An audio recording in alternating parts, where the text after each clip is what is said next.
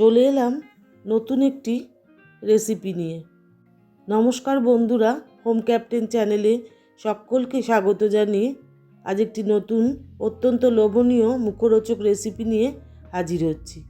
এই যে বড় বড় করে কেটে রেখেছি ফুলকপিগুলো, একটু বড়, খুব বেশি বড় নয়। গরম জল ফুটতে দিয়েছিলাম, তার মধ্যে একটু জাস্ট ভাপিয়ে নেব লবণ দিয়ে। অনেক রকম পোকামাকড় থাকে, আমরা সবাই জানি ফুলকপিতে, তো সেটা আগে করে নিই। সেই কাজটা সবার আগে করে ঠান্ডা করতে দেবো, সেই জন্য।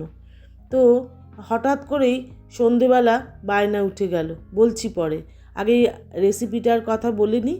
এই যে একটা কাঁচের বোল, মিক্সিং বোল নিয়ে নিয়েছি, তাতে দিয়ে দিচ্ছি 4 চামচ ময়দা, আর নিচ্ছি 2 চামচ কর্নফ্লাওয়ার। এই ময়দা আর কর্নফ্লাওয়ারই কিন্তু নেবেন, অন্য কিছু চালের গুঁড়ো বা বেসন এইসব কিন্তু নেবেন না। এবার দিয়ে দিচ্ছি স্বাদ মতন লবণ আর একটু গোলমরিচের গুঁড়ো। বেশ ভালো লাগে গোলমরিচের গুঁড়োটা আমার, আর অবশ্যই কিন্তু দেবেন, নালে কিন্তু মাঞ্চুরিয়ানটা খেতে ভালো লাগবে না। সন্ধেবেলা বেশ বসে বসে কাজ করছিলাম, আর একটু দিয়ে নিচ্ছি কাশ্মীরি লঙ্কার গুঁড়ো, 1.5 চামচ মতন। বেশ বসে বসে সেলাই টেলাই করে কাটছিল, হঠাৎ করেই ফরমাশ হলো যে ডিনারটা একটু অন্য রকমভাবে হবে। এই একটু বেশ রুটি তরকারি না খেয়ে যদি একটু মাঞ্চুরিয়ান করে খাওয়া যায়। দিয়ে দিচ্ছি আদা রসুনের পেস্ট, প্রায় 1.5 চামচ দিয়ে দিলাম।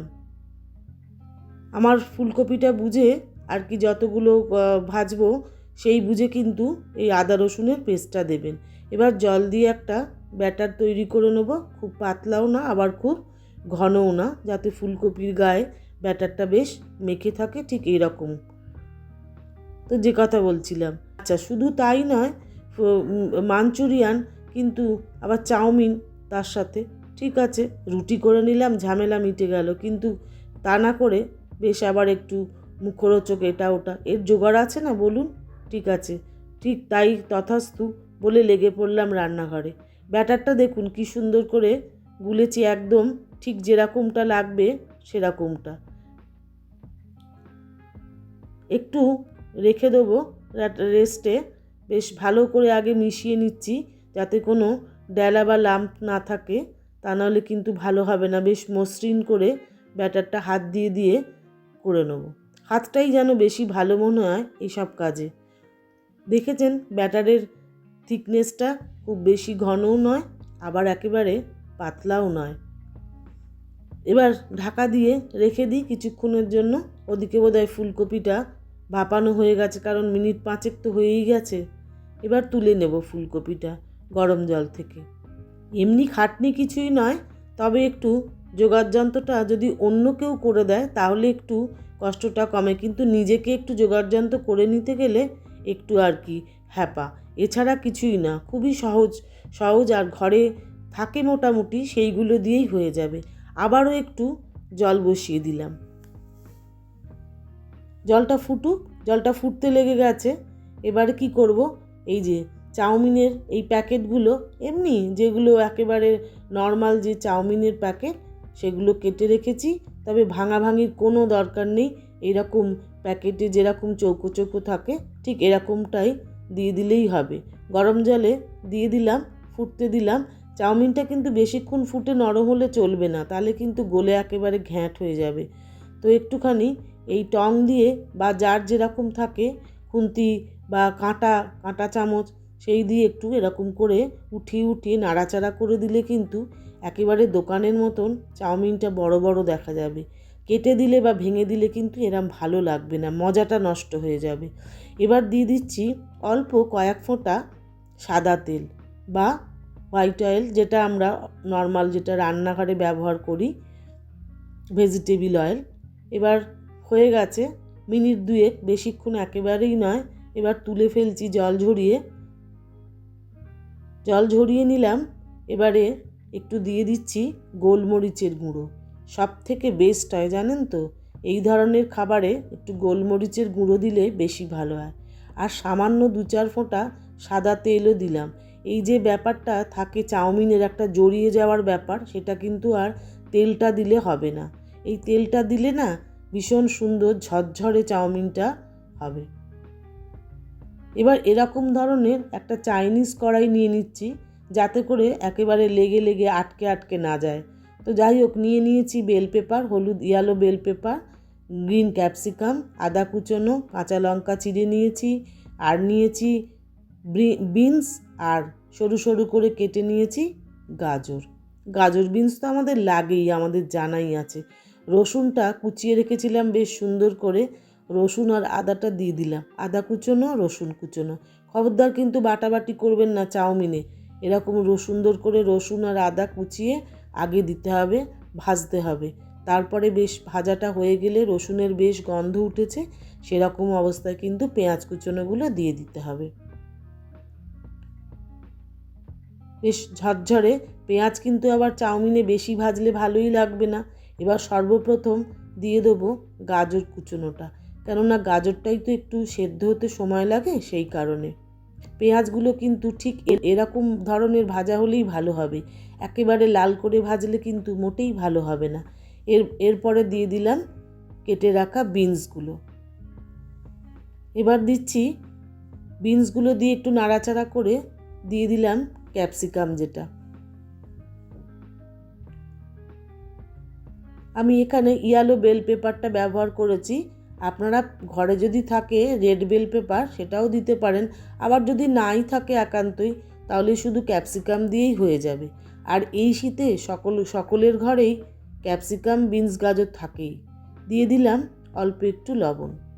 এবার চাউমিনগুলো জল ঝরিয়ে রেখেছিলাম আর যে সাদা তেল বা ভেজিটেবিল অয়েল মাখিয়ে রেখেছিলাম সেগুলো দিয়ে দিলাম, কি সুন্দর দেখুন ঝরঝরে। এবার দিয়ে দিচ্ছি যে কাঁচা লঙ্কাগুলো চিড়ে রেখেছিলাম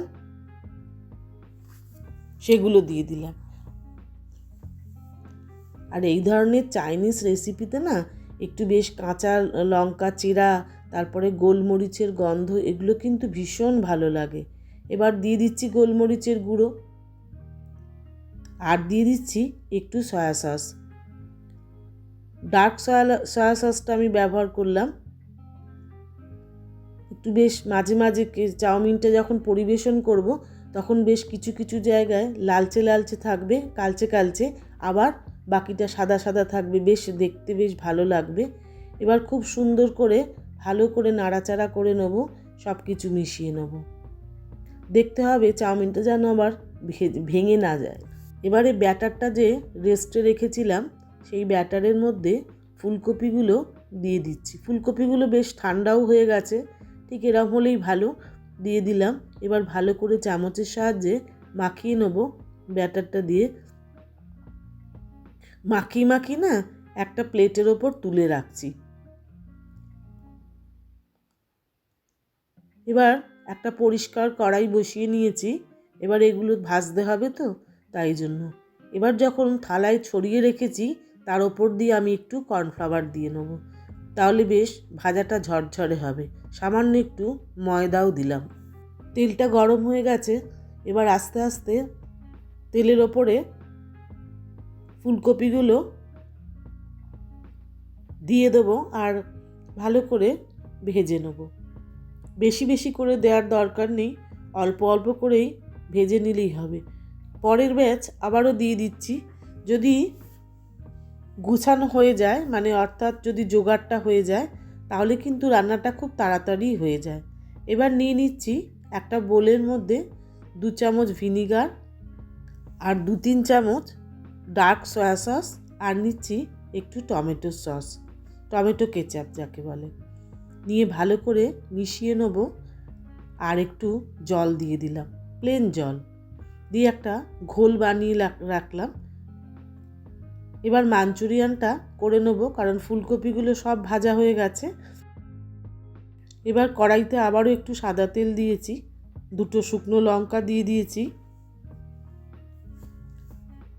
আর দিয়ে দিলাম রসুন কুচনোগুলো। এরপরে দিয়ে দিচ্ছি আদা কুচনো। এই ধরনের চাইনিজ রান্নায় না এরকম কুচনো রসুন, কুচনো আদা দিলে ভীষণ ভাল লাগে।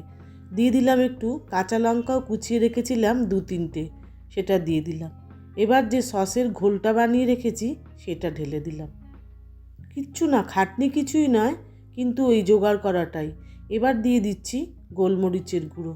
ঝোলটা যেই সসের ঝোলটা ফুটতে লেগেছে অমনি দিয়ে দিলাম ফুলকপির। এগুলো কিন্তু শুধু খেলেও খুব ভাল লাগবে। ফুলকপিগুলো যখন গরম গরম ভাজা হবে না, 2-1খানা করে সবার হাতে দিয়ে দেবেন, তাহলে দেখবেন খুব খুশি সবাই। দিয়ে দিলাম এবার ওই ঘোলের বাটিটা ধুয়ে সামান্য একটু জল। এবার একটু স্প্রিং অনিয়ন দিয়ে দিলাম। দিয়ে দিচ্ছি